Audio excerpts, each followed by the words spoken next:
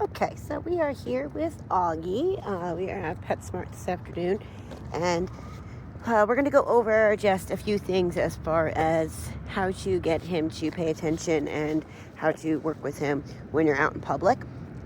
So it's really important to understand that right off the bat, as soon as you get here, you want to take control of the situation. So as soon as you take him out of the car, I put the transitional on him in the car, and then I tell him, okay, and he's allowed to jump out of the car when I say so. So right as soon as we start, I'm already setting rules and making myself the one that's setting the boundaries, right? As soon as I let him out of the car, first thing he wants to do is just go pulling, right? So I immediately start practicing his pressure and release. He tried to paw at his transitional for just a couple of seconds as soon as I got it positioned properly and at the right tension, right? So you want it enough that, like, see, I can put all of my fingers underneath it, but you don't want it so loose that this is going to keep sliding all the time and you're going to have to adjust it, because you want to make sure, see, this is off-centered right now. We need it over here. He's got a perfect little line to show you exactly where it needs to be. So let's start with one hand. There we go. So you can see Potter just for a second. So now that we're back on center, you want to make sure that you hold it so that it's nice and loose, right? You don't want to wrap your hand up or anything like that. You want this just resting on your fingertips. You never want it like this. You never want it wrapped around your hand. You never want to see white knuckles. You always just want this resting at your fingertips so that you can use it as a communication device, and you can tell him. So if we do, see how like tiny little pressure I needed there to communicate that to him. If I have to use a lot of force of pressure, that just shows that you're overusing your pressure. You're using your leash too much and you're not using yourself enough. So getting him to focus on you and using your spatial pressure, see, just like that, by blocking or getting him to pay attention, that's how you're going to break focus rather than the tool. The tool is just there to kind of guide you. Think of it like a seatbelt, right? So if you were to get into a car accident, you have a seatbelt there to keep you protected. But when you're just driving the car, you're totally in control of the car. And this seatbelt goes and it moves with you, right? You're in control of it unless you really need it to stop, and then it does its job. But that's what it's there for, to really just stop and help you in that situation. So it's a really good analogy to kind of think of your slip lead. So just make sure that it's nice and loose, just like a seatbelt would be, and you can move. Okay, yep. So when we start moving, as soon as he gets in front of me, you don't want to overuse your leash again, so you can do some pops, that's fine, but it's more important to be doing turning than it is to be doing straight lines. Straight lines, he's going to just focus on everything around him. There's no reason for him to need to focus on you if you're just walking straight, right? He knows where you're going. There's nothing for him to pay attention to. So you have to give him things to do. So going in figure eights, going in circles, and getting him to focus by using your leg to kind of like bump into him a little. Sharp turns, right? Sorry, those hot dogs are blocking my view. Right, so sharp turns, but I'm not using this leash at all, right? I'm using myself as a way to get him to walk with me. And so now we went in a straight line for a couple seconds and he stayed really good.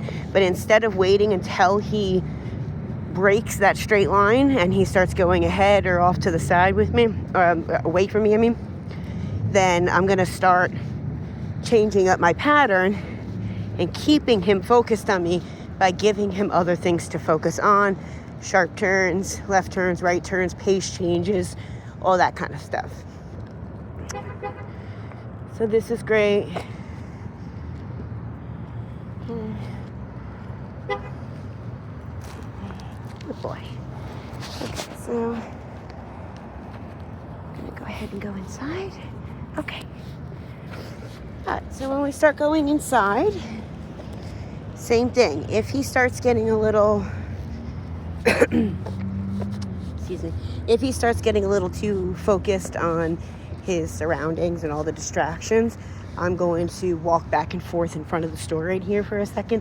It's really quiet right now, which is great. It's always nice to come when it's quiet. You don't want to put him into chaos, right? It's more about what you're ready to handle than what he's ready to handle. But if you can focus on keeping him concentrated on you when there's 1,000 things going on, that's good dog handling. That's the key. It's really about handling skills, not so much about like what Augie's doing, because Augie is going to be Augie.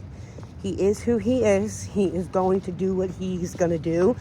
If he's put into a situation where he feels like he needs to react to that situation, you already know what his reaction is going to be. That will not change.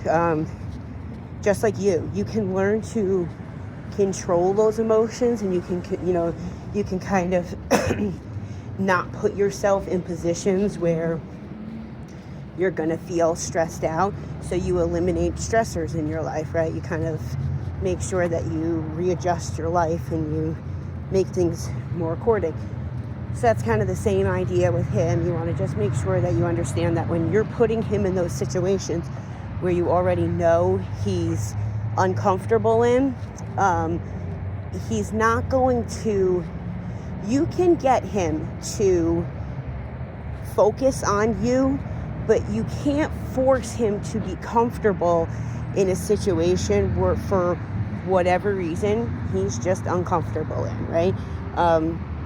It's odd analogy. Again, I love analogies, as you can tell, but it's like me with velvet. I hate the feeling of velvet, but for no particular reason. So there might be just no particular reason he doesn't like your son, except for the reason that he knows he kind of stresses you out a little bit, and he sees that, and he, maybe he's heard him raise his voice, maybe, who knows what's happened, but he clearly just does not like him. And the only way you're going to be able to work through that is getting James to work with him and build a relationship to show Augie, hey, look, I mean you no harm. I'm not here to hurt you for any reason. The only thing that happens is good things when I come around. So changing his thought process and kind of making James a, you want to start like giving him treats and stuff when he's around for staying calm, right? You're going to reward calm behavior, not just say you're doing the wrong thing when he acts out, because he's not doing the wrong thing. He was just put in a situation where he wasn't comfortable, and that's how he reacts.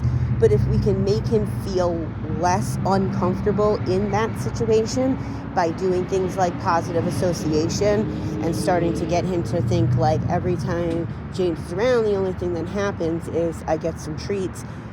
She puts me on place. You can use his leash to back tie him so that even if he does break place, you have a way to make sure he stays on there.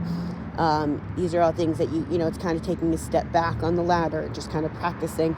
We know we have an issue here, so let's break it down into pieces and really focus in on what's the issue and how do we kind of work through it.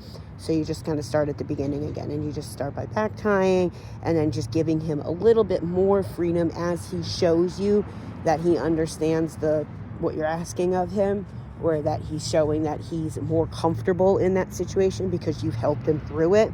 That's really where the goal is. So try not to, like I said, compare him to Axel. He's such a different dog. He does not have the same personality or the same temperament or anything as him. He's a totally different dog. Even me and my sister are totally different people. But we're relatives, but we're totally different from each other at the same time. We're also exactly the same. So kind of the same idea. So just make sure that you understand that, he's looking for you for guidance. That's going to be the best thing that you can do for him. Okay, yeah. That was great. So there's another little dog right there. And a few people. So we'll let Augie say hi. Okay. Hi, Augie. You're doing a good job. Okay. Say hi. Hi, buddy. You're doing such a good job at PetSmart. Hi, sweetheart. Okay, we'll leave it at that right now. Hi,